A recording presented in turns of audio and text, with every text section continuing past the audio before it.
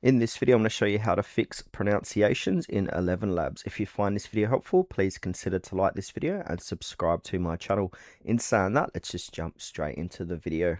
Okay, so if ElevenLabs isn't pronouncing a word correctly, you can fix it in a few different ways. Now, the two easiest methods are using the pronunciation dictionary or spelling the word phonetically. Here's how to use both methods. So method one is to use a pronunciation dictionary. To access that, go ahead and sign into your account inside ElevenLabs. Click on your account and then click onto the pronunciation dictionaries. Now, this is where we can go ahead and add some words. So at the moment, I've got no words saved to my dictionary. Now from here, I want to click onto new and then click on create from scratch.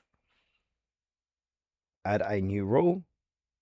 Now the input, we want to go ahead and change this. So for this demonstration, I was using this line of text to turn text to speech. So this says, today we're visiting Yosemite National Park with Seoban. So we want to go ahead and change or add Yosemite and Seoban into the dictionary. So come back over to the dictionary. Add new rule. You can change the speaker as well, so I'm just going to keep it to Roger. So input, I want to go ahead and put in Yosemite, and that's the proper pronunciation for this. And the next one is Seoban. I'm butchering these words, by the way. So output is going to be Siobhan, like so, and then I want to click onto save changes.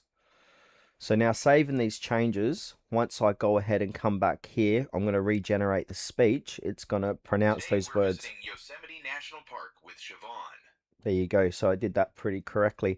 But another way is we can just obviously change these words inside of here. So if you don't want to create a rule, we can go ahead and just put it in, like Yosemite will be Yosemite, and Siobhan will go ahead and just spell that out inside of here. And then click on generate speech. It's going to generate the same